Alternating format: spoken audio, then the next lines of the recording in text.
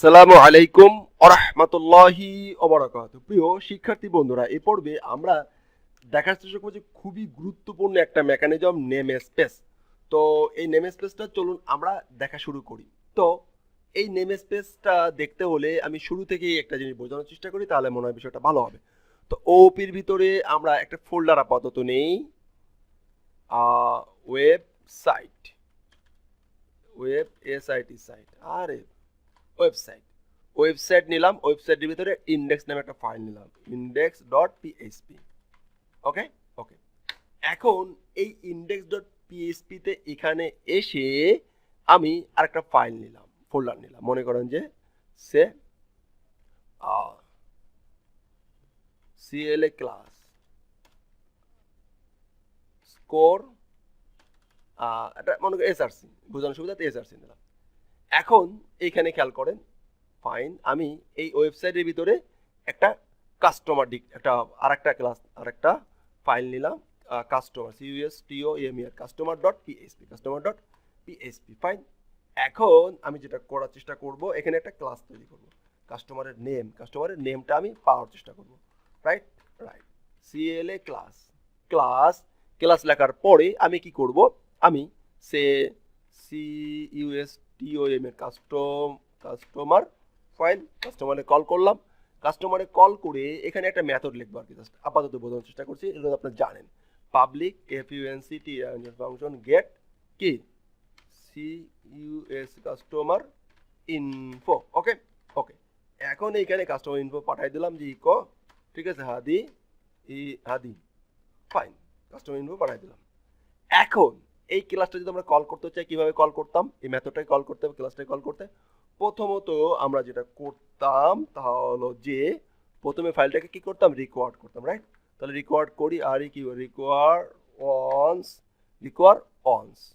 অনস করে এর ভিতর কি করলাম, CUS কাস্টমার.php কল করলাম। রাইট, কল করে আমি ওই ক্লাসটাকে কল করার চেষ্টা করছি। রাইট, একই ফাইলে আছে কি কাস্টমার, তো কাস্টমারটাকে কল করছি, new customer fine, customer call করলাম। খেয়াল করুন আগের মতনই কাজ করতে হবে, ব্যতিক্রম কি করতেছি খুবই গুরুত্বপূর্ণ। ওকে, নিউ কাস্টমার ফাইন ফাইন, একই ক্লাস করতেছি। ফাইন, এখন আমি এইখানে সে ওই কত দেওয়া আছে, সমস্যা নাই। নিউ কাস্টমার থেকে আমি আমার যে মেথডটা ছিল কাস্টমার ইনফো, এই মেথডটাকে এখানে কল করলাম। রাইট রাইট এখন যদি আমি একটু ইন্ডেক্সে চলে যাই, কোথায় চলে যাই, ইন্ডেক্সে চলে যাই। এখানে কোথায় আসি, চলে যায় ওয়েবসাইট। দেখেন হাদি শো করছে, কি শো করছে, হাদি শো করছে, কারণ আমার কাস্টমারের ভিতরে হাদি ছিল। রাইট ওকে রাইট, এখন আমার এখন একটা আমরা নেম স্পেস ব্যবহার করব। কি ব্যবহার করব, নেম স্পেসটা ব্যবহার করব। তো কাস্টমারের আগে ক্লাসের উপরে নেম স্পেস নামে একটা কিওয়ার্ড দিতে হবে। কি দিতে হবে, নেম স্পেস, যদি নেম স্পেস ক্রিয়েট করতে চাই নেম স্পেস নামে একটা কিওয়ার্ড দিতে হবে। এরপরে আমরা যে কোনো নাম দিতে পারি, যেমন দিলাম যে কি PHP লার্ন, দ্যাটস ইট, শেষ। এখন যদি আমরা এই ক্লাসটাকে কল করি, তখন সে একটা ইরর খাবে। কি খাবে, ইরর খাবে। দেখেন ইরর দিতেছে, একটা ইরর দিতেছে, বলতেছে ক্লাস কাস্টমার নট ফাউন্ড, এই নামে কোনো ক্লাস পাওয়া যায় নাই। কারণ এই কাস্টমারের উপরে আবার একজন আছে নেম স্পেস, কে আছে, নেম স্পেস। তাহলে নেম স্পেসটাকে আমরা কিভাবে কল করতে পারি, নেম স্পেসটাকে কল করার জন্য এইখানে যেখানে ডাক দিব, প্রথমত ফাইল ইনক্লুড করতে হবে। নেম স্পেস কিভাবে কল করতে হবে, প্রথমে ইউজ নামে একটা কিওয়ার্ড দিতে হবে। এরপরে এই নেম স্পেস যেটা থাকবে, নেম স্পেসের নামটা লিখতে হবে। এরপরে অবলিক সাইন দিয়ে আবার এই ক্লাসের নামটা লিখতে হবে। এভাবে করে আমরা এই নেম স্পেসটাকে ইউজ করতে পারবো। এবার আমরা এখানে সেমিকোলন দেই। দেখেন এবার কাস্টমার ঠিকঠাক পাচ্ছে, ঠিকঠাক কাস্টমারটা পাবে। দেখেন কাস্টমার ঠিকঠাক পাইছে। এবার যদি এখানে আসি, দেখেন এই দেখেন use eliminate folder, support folder বা যাই নেম স্পেস তৈরি করছে, তার ভিতরে যে রাউট নামে যে ক্লাসটা আছে, সেই ক্লাসটা এখানে ডিক্লেয়ার করছে। বুঝছেন কেন এই ইউজটা তৈরি করছে? তা আমরা সহজে বুঝতে পারলাম যে নেম স্পেস নামে এই টোটাল একটা নেম স্পেস ক্রিয়েট করা আছে, সেই নেম স্পেসের ক্লাসটা হচ্ছে রাউট ক্লাস, এই রাউটে যে কল করছে। এখন যদি আমরা এইটাই যদি বুঝতে চেষ্টা করি, তাহলে কাস্টমারটাকে আমরা স্ট্যাটিক করে দিয়েছি, স্ট্যাটিক এখানে লিখি গেট, কি লিখে দিই গেট, কি লিখে দিই গেট, রাইট। এখন আমি ইন্ডেক্সে আসি, ইন্ডেক্সে আমাকে এটা আর কি করতে হবে না, আর কল করতে হবে না, জাস্ট করতে হবে ক্লাসের নামটা কল করতে হবে, স্কোপ রিসলিউশন অ্যান্ড গেট, যেহেতু গেট মেথড করছি গেট মেথড, দেখেন গেট মেথড। এবার যদি এটাকে আমরা একটু ওকে দেওয়ার চেষ্টা করি, দেখেন ঠিকঠাক শো করতেছে, ঠিকঠাক শো করছে, আদিই শো করবে। কারণ দেখেন এই দেখেন কাস্টমার, আমরা রাউটও লিখতাম, এবার দেখেন এখানে যদি আমরা রাউট লিখি, কি লিখি রাউট ক্লাসটা লিখি ROUT রাউট, ফাইন। তাহলে আমাকে এখানে লিখতে হবে কি, এখানে ক্লাসের নাম লিখতে হবে রাউট, আর রাউট লিখে কল করতে হবে, রাইট, অ্যাবসলিউটলি রাইট। দেখেন ঠিকঠাক আসছে, আসছে। এবং দেখেন এই ফাংশনের ভিতরে যেভাবে রিটার্ন করা আছে এভাবে রিটার্ন কিন্তু আমরা করতে পারবো, যেটা তুমি রাউট পাঠাই দাও, তুমি সেখানে আমি পাঠাই দেবো। তো দেখেন এখানে কিন্তু আমরা রাউট, একটু সামনে যাবো, একটু পরে যাচ্ছি, আচ্ছা অন্যদিকে না যাই, ওটা পরে বলতেছি। এখন এই যে সিস্টেমটা, এই সিস্টেম তাহলে কেন করলাম, গ্রুপিং করার জন্য। আমরা সেম নামে, আমি এবার মনে করতেছি যে আমাদের এই এসআরসি একটা ফোল্ডার, এই এসআরসির ফোল্ডারে, এসআরসি এই ফোল্ডারের ভিতরে কাস্টমার নামে সেম নামে একটা ফাইল আছে, সেম নামে একটা ক্লাস আছে, সেম নামে একটা ফাইল আছে, সেম নামে একটা ক্লাস আছে, তাকেও কল করতে, তাকেও কল করতে চাই, তাকেও কল করতে চাই। অথবা এই যে এর ভিতরে মনে করো আরো ক্লাস আছে, এর ভিতরে আরো ক্লাস আছে, আরো ক্লাস আছে, সেগুলো কিন্তু আর কল হচ্ছে না, ফাইন। এখন আমরা এই এসআরসির ভিতরে একটা ফাইল নেই, সে ফাইল নিলাম হচ্ছে আবার একই নামে নেই, CUSTO customer dot PHP, fine. এইখানেও কাস্টমারের ভিতরে এসে আমি একটা আগের নিয়মে একটা ক্লাস ডিক্লেয়ার করলাম, CLA ক্লাস, ক্লাস ওকে, সি কি আরো ইউটি রাউট, কি রাউট, রাউট লিখে রাউটের ভিতরে আমি বললাম যে public public static, static okay কি G T get, FUNCTION function get, okay get লিখলাম, ইকো বললাম যে কি, এখানে দেখেন এখানে আমরা এর আগে শিখছিলাম না, একটা কাজ করতে পারি, দেখেন রিটার্ন হেডার করে পাঠিয়ে দিতে পারি, হেডার নিয়ে একটা ফাইল আর মোটামুটি করবো, সমস্যা নেই, দেখা যাবে, জাস্ট বুঝাচ্ছি। ইকো এখন বোঝালে মাথার উপর দিয়ে যাবে, ইকো সে টেস্ট, আরে বানান ভুল, test, typing mistake, test, fine. এর উপরে আমরা একটা নেম স্পেস লিখি, নেম স্পেস, নেম স্পেস মনে করেন যে কি জামান অবলিক, ফাইন। এখন এখানে জামানের এখানে কিন্তু আমরা মোটামুটি অবলিক সাইন দিয়ে কাজ করতে পারি, যেমন এখানে সে আমরা কিভাবে কাজ করছি, এভাবে না হয় জামানের নাম দুইটা হইতে পারে, নেম স্পেসের নাম ডাবল হইতে পারে, একটাও হইতে পারে, সমস্যা নেই। আমরা জামান নামে নেম স্পেস লিখলাম, কি লিখলাম জামান নামে নেম স্পেসটা লিখলাম। এখন যদি আমরা এইটাকে কল করতে চাই, এটাকে কল করতে, অথবা এখানে আসি কাস্টমার নামে নেম স্পেস লিখছি, PHP লার্ন নামে নেম স্পেস লেখা আছে, PHP লার্ন নামেই নেম স্পেস লেখা আছে, এবং এই রাউট যেটা ছিল সেম রাউট আছে এখানে, ফাইন। নেম স্পেসও সেম, ক্লাসও সেম। সেই ক্ষেত্রে আমরা আবার কি করতে পারি, দেখেন সেই ক্ষেত্রে আমরা এখানে আসলাম, আমার রাউটটা চেঞ্জ, আমার রুটটা চেঞ্জ, রুটটা আমি কিন্তু ফাইলটা নিয়ে আসি, কাস্টমার কার ভিতরে আছে, SRCর ফোল্ডারের ভিতরে আছে, লিখলাম। এখন আমার এখানে রাউটের ক্লাসের নামটা চেঞ্জ হয়েছে বড় হাতে, ফাইন, সমস্যা নেই, ছোট হাতে বড় হাতের। এখন আমরা যেটা করব, ফাইন, এখন ইউজ করব, কি করব, ইউজ করব, রাইট। তো এখন আমি এখানে কি করছি যে PHP লার্ন এটা পাইছে। এখন এটা যখন পাই তখন দেখি কোনটা পাই, দেখেন ঠিকঠাক সুন্দর, can not declare class PHP route, already declare, already এই নামে একটা ডিক্লেয়ার হয়েছে, ঠিক আছে, অলরেডি একবার ইউজ হয়েছে, অলরেডি একবার ইউজ হয়ে গেছে, এটা একবার ইউজ হয়েছে, এটা একবার ইউজ হয়েছে, খেয়াল করেন কাস্টমার একবার ইউজ হয়ে গেছে।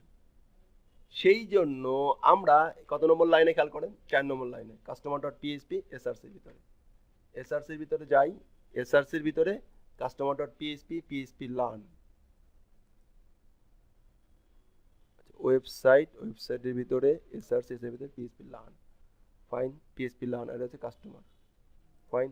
এই যে নামটা চেঞ্জ হবে, নামটা চেঞ্জ করে দিব, নামটা কি হবে মনে করেন যে জামান, কি লিখলাম জামান, কি লিখলাম জামান, ফাইন। এবার যদি আমরা যাই, এবার এররটা নাই, হাদি, আমরা নেম স্পেস একই রাখা যায়, নেম স্পেস নাম ভিন্ন হইতে হবে। এখন দেখেন কিন্তু ক্লাসের নাম একই, রাউট আছে, এবং এইখানেও কি আছে রাউট আছে। এখন আমি চাচ্ছি যে এটা তো হাদি, বাট এটা কি আছে, এটা আছে টেস্ট, এই রাউটটা শো করবো, মানে এই মেথডটা শো করাবো। তখন আমাদেরকে এখানে তো আনলাম প্রথমত, এখন তো আমরা যেহেতু নেম স্পেস লিখছি সেহেতু ইউজ লিখতে হবে। ইউজ লিখে এখানে ভিতরে কি আছে জামানটা লিখতে হবে, এরপরে অবলিক সাইন দিতে হবে, তারপরে আরও একটু রাউটটা লিখতে হবে। এখন এখানে আবার একটা প্রবলেম ক্রিয়েট হবে, একই নাম দুইবার কি হচ্ছে, দুইবার ইউজ হচ্ছে, রাউট দুইবার হয়ে যাচ্ছে। সেই জন্য এখানে আমাদেরকে আরেকটা কিওয়ার্ড দিতে হয়, অ্যাজ টেস্ট, যে কোনো নাম। এবার দেখেন ঠিক হয়ে গেছে। এবার যদি আমরা এই টেস্টের ভিতর থেকে এই রাউট ক্লাসটা কিন্তু এখন নাম হয়ে গেছে কি টেস্ট, রাউট ক্লাস কি নাম হয়ে গেছে, টেস্ট হয়ে গেছে। এখন এই টেস্টটাকে কপি করে আমরা যদি এখানে দেখি স্কোপ রিসলিউশন গেট, এখন দেখুন দুইটা মেথড, একটা টেস্ট একটা হাদি। তো এইটা আমাদেরকে আসলে বুঝতে হবে, না মানে বুঝতেই হবে, বিকল্প কোনো পথ নেই। এখন আপনি যদি আমার এই ভিডিও দেখে বুঝতে না পারেন, আপনি আরও একটা ভিডিও দেখেন, আরেকটা ভিডিও দেখেন, আপনাকে দেখতে হবে। যতক্ষণ আপনি নেম স্পেসটা না বুঝবেন ততক্ষণ আপনাকে দেখতে হবে, যতক্ষণ আপনি না বুঝবেন।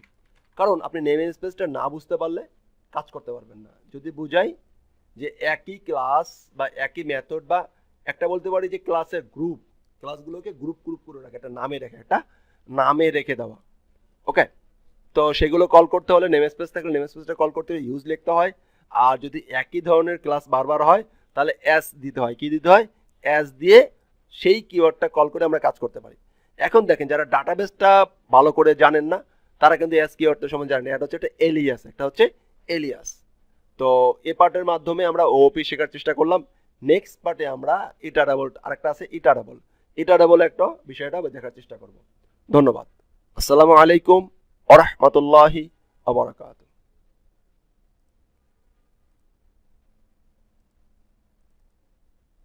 আমি একটু শেষ করার আগে আরেকটু ক্লিয়ার করে বুঝাই নি বিষয়টা। দেখেন যে আমরা আমাদের একটা ফাইলকে, একটা কাস্টমার ফাইন একই নামে ক্লাস ছিল, আবার এইখানেও যে কোনো নামে হতে পারে, আবার একই নামে ক্লাস ছিল। এইটাকে আলাদা করলাম নেম স্পেস দিয়ে। কি দিয়ে আলাদা করলাম, নেম স্পেস দিয়ে। যখন আমি এটাকে কল করলাম তখন শুধুমাত্র রেকর্ড, এটা তো করতেই হবে, আমরা নেম স্পেস কল করতেছিলাম, কল করে দিলাম নেম স্পেস আলাদা করে, বাট ক্লাসটা একই হয়ে যাচ্ছিল। এই জন্য আমরা কি দিয়ে দিলাম, অ্যাস কিওয়ার্ড দিয়ে দিলাম। কি কিওয়ার্ড দিলাম, অ্যাস কিওয়ার্ড দিয়ে দিলাম। দিয়ে দেওয়ার পরে এই আগের বেতনে আমরা সবগুলোকে অ্যাক্সেস করতে পারতেছি, ওকে। এবার দেখেন যদি আপনার এই নেম স্পেসটা ভালো করে বোঝেন, দেখেন লারাবেলের প্রত্যেকটা জিনিস আপনি বুঝতে পারবেন। দেখেন সব দেখেন দেখছেন, এই যেগুলো কি ফাংশনের প্যারামিটার, এগুলো এখন কি ফাংশনের প্যারামিটার সে পাঠাচ্ছে, ফাংশন যে প্যারামিটার সেভাবে পাঠাচ্ছি, রাইট না। এই দেখেন, এবার দেখেন যে এই রাউট আমাদেরকে কোন মেথডগুলো দেয়, রাউট ক্লাসে কোন মেথডগুলো লেখা আছে, এই মেথডগুলো লেখা আছে সে বলে দিল, আপনি জানলেন। এবং প্রত্যেকটা মেথডে কি কাজ তার আবার ডিফিনিশন লেখা আছে সেগুলো জানলেন। এখন যদি এই যে স্কোপ রিজলিউশন টাকলো গেট, এই দেখেন এই কি পারবে, কি লাগবে সব কিন্তু বলা আছে। তো আমাদের রাউট ক্লাসটা নিয়ে আলোচনা করতে হবে। রাউটিং সে কাজ করে রাখছে, রাউট নামে একটা ক্লাস নিয়েছে, সেই ক্লাসে সমস্ত কিছু বলা আছে, সেই প্যারামিটার কি নেয়, প্যারামিটার অনুযায়ী কি ডাটা দিবে সেই অনুযায়ী আমাদেরকে শিখতে হচ্ছে।